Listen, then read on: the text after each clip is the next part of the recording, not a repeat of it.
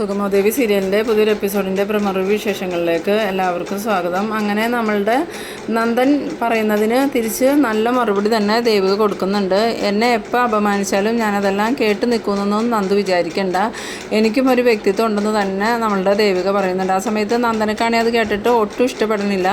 നന്ദൻ ദേഷ്യപ്പെട്ടുകൊണ്ട് അങ്ങോട്ട് പോകുന്നുണ്ട്. പിന്നീട് അരുന്ധതിയോട് ദേവിക ഇതൊക്കെ പറയുമ്പം അരുന്ധതി പറയുന്നുണ്ട്, ഇനിയിപ്പോൾ എന്തായാലും ദേവിക മത്സരത്തിൽ നിന്നും പിന്നോട്ട് പോകരുത്, ദേവിക ജയിക്കണം എന്നുള്ളത് എൻ്റെ ഒരു വാശിയാണ്. ദേവികയുടെ മനസ്സിലാക്കാൻ പറ്റാത്ത നന്ദനക്ക് ദേവികയുടെ ഭർത്താവായിട്ടിരിക്കാനുള്ള ഒരു യോഗ്യതയില്ല എന്നൊക്കെ പറയുന്നുണ്ട്. ആ സമയത്ത് അങ്ങനെയൊന്നുമില്ല മേഡം, നന്ദു പാവാന്നൊക്കെ ദേവിക പറയുന്നുണ്ട്. പിന്നീട് പിറ്റേ ദിവസം തന്നെ നമ്മളുടെ അരുന്ധതിയാണെങ്കിൽ വീണ്ടും ചന്ദ്രോത്തേക്ക് വരുന്നുണ്ട്. അരുന്ധതിയെ കണ്ടതും പ്രഭാവതി പറയുന്നുണ്ട്, എൻ്റെ മകൻ്റെയും മകളുടെയും ജീവിതം തകർക്കാനെങ്ങാനും അരുന്ധതി ശ്രമിച്ചിട്ടുണ്ടെങ്കിൽ അതിന് ഞാൻ തിരിച്ചടിക്കുന്നത് ചെറിയ രീതിയിലായിരിക്കില്ല. അത് അരുന്ധതിക്ക് താങ്ങാൻ പറ്റില്ല. അരുന്ധതിക്ക് എന്നെ നല്ലോണം അറിയാലോ, ഞാനിപ്പോൾ കുറച്ചൊന്ന് ഒതുങ്ങിയേ ഉള്ളൂ, പഴയ സ്വഭാവമൊന്നും വിട്ടിട്ടില്ല എന്ന്. ആ സമയത്ത് അരുന്ധതി പറയുന്നുണ്ട്, ഞാൻ ആരെയും വിലക്കെടുക്കാനൊന്നും പോകുന്നില്ല.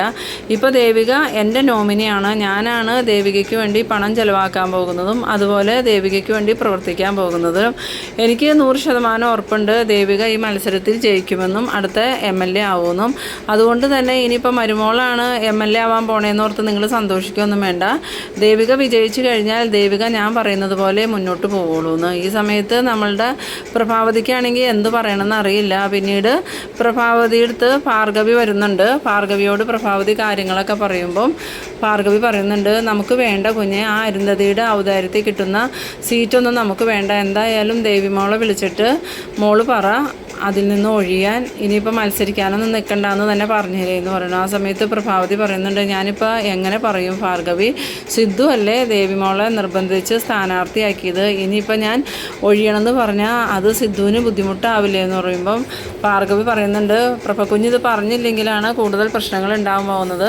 ആ അരുന്ധതി ദേവിമോളെ വെച്ച് എന്തൊക്കെയാണ് പ്ലാൻ ചെയ്യുന്നുണ്ട്, അതുകൊണ്ടാണ് നന്ദൻ്റെയും ദേവിമോളുടെയും ജീവിതം തകർക്കാനായിട്ട് അരുന്ധതി ഓരോന്നൊക്കെ ചെയ്യണേന്ന് പറഞ്ഞ. ആ സമയത്ത് പ്രഭാവതി പറയുന്നുണ്ട്, എനിക്ക് അതറിയാം ഭാർഗവി, എന്നാലും ഞാനിപ്പോൾ എങ്ങനെ സിദ്ധുവിനോടും ദേവിയോടും പറയുമെന്ന് പറഞ്ഞാൽ നേരം ഭാർഗവി പറയുന്നുണ്ട്, പ്രഭകുഞ്ഞിങ്ങനെ അതും ഓർത്ത് നിന്നിട്ടുണ്ടെങ്കിൽ പ്രഭകുഞ്ഞിൻ്റെ കുടുംബം ആ അരുന്ധതി തകർത്ത് കളയും, അതുകൊണ്ട് എത്രയും പെട്ടെന്ന് പ്രഭകുഞ്ഞ് ദേവിമോളെ വിളിച്ച് കാര്യങ്ങൾ പറയണമെന്ന്. ഇതേ സമയം നമ്മളുടെ അരുന്ധതി ആണെങ്കിൽ നേരെ പോകുന്നത് ദേവികയുടെ വീട്ടിലോട്ടാണ്. ദേവികയെ ചെന്ന് കണ്ടിട്ട് മേഡം എന്താ ഇപ്പോൾ എന്ന് ചോദിക്കുമ്പം ഞാൻ ദേവികയോടൊരു കാര്യം പറയാനാണ് വന്നത്, ദേവിക വിജയിക്കേണ്ടത് എൻ്റെ കൂടി ആവശ്യമാണ്.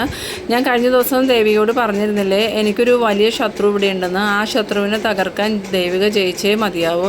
അന്നേരം ദേവിക വീണ്ടും ചോദിക്കുന്നുണ്ട്, അന്ന് ശത്രു ആരാന്നൊന്നും മേഡം എന്നോട് പറഞ്ഞില്ലല്ലോ എന്ന് ചോദിക്കുമ്പം അതൊക്കെ ഞാൻ പറയാം, ഇപ്പോഴല്ല, ദേവിക മത്സരത്തിൽ വിജയിച്ചതിന് ശേഷം. ദേവിക വിജയിച്ചാൽ മാത്രമേ എനിക്ക് ആ ശത്രുവിനെ തോൽപ്പിക്കാൻ പറ്റുള്ളൂ, ഇല്ലെങ്കിൽ ഞാൻ ആ ശത്രുവിൻ്റെ മുമ്പിൽ പരാജയപ്പെട്ടു പോകും. എൻ്റെ ഋഷിയുടെ ജീവിതം ഇങ്ങനെ ആക്കിയാൽ അവരുടെ മുമ്പിൽ ഞാൻ പരാജയപ്പെടണം എന്നാണോ ദേവിക ആഗ്രഹിക്കണേന്ന് ചോദിക്കുമ്പോൾ ഇല്ല മേഡം, ഞാൻ ഒരിക്കലും അങ്ങനെ ആഗ്രഹിക്കുന്നില്ല. ഋഷിയുടെ ജീവിതം ഇങ്ങനെ ആക്കിയത് ആരാണെങ്കിലും അവർ അതിൻ്റെ ഭവിഷ്യത്തും അനുഭവിക്കണം, അതുകൊണ്ട് മേഡം പേടിക്കണ്ട, ഞാൻ എന്തായാലും മത്സരിക്കുമെന്ന് പറയുന്നു. പിന്നീട് അരുന്ധതി പോയതിന് ശേഷം ദേവിക ഇങ്ങനെ ഇരിക്കുമ്പോൾ ദേവികയുടെ ഫോണിലേക്ക് പ്രഭാവതി വിളിക്കുന്നുണ്ട്. പ്രഭാവതിയുടെ കോൾ കണ്ടതും അമ്മയാലെ വിളിക്കണേന്ന് പറഞ്ഞ് ദേവിക ഫോൺ എടുത്തതും, മോളെ ഞാൻ മോളോടൊരു കാര്യം പറയാനാണ് വിളിച്ചത്, മോള് ഇലക്ഷനിൽ മത്സരിക്കരുത്, അതിൽ നിന്നും മോള് പിന്മാറണം എന്ന് പറയുന്നു. ആ സമയത്ത് ദേവിക പറയുന്നുണ്ട്, ഇത്രയും ദിവസം അമ്മ എന്നോട് ഇങ്ങനെയൊന്നും പറഞ്ഞിട്ടുണ്ടായിരുന്നില്ല, മത്സരിക്കണമെന്ന് തന്നെയാണ് പറഞ്ഞിരുന്നത്, ഞാനും ഒരു വ്യക്തിത്വമുള്ള സ്ത്രീയല്ലേ അമ്മയും നന്ദുവും പറയണ അനുസരിച്ച് എനിക്ക് അങ്ങോട്ടും ഇങ്ങോട്ടും മാറാനൊന്നും പറ്റില്ല. എന്തായാലും എന്നെ സ്ഥാനാർത്ഥിയാക്കിയത് അച്ഛനാണ്, അതുകൊണ്ട് തന്നെ ഞാനിനി അമ്മയുടെയും നന്ദുവിൻ്റെയും വാക്ക് കേട്ടിട്ട് അച്ഛനെ ധിക്കരിച്ച് അത് വേണ്ടെന്ന് വയ്ക്കില്ല.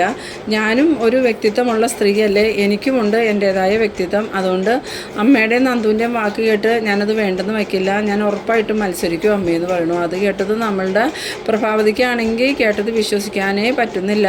അങ്ങനെ പ്രഭാവതി ആകെ ഷോക്കായി നിൽക്കുന്ന ആ ഒരു ഇതിലാണ് ഈ എപ്പിസോഡ് അവസാനിക്കുന്നത്. അപ്പോൾ നമുക്ക് അടുത്തൊരു എപ്പിസോഡുമായി വീണ്ടും കാണാം.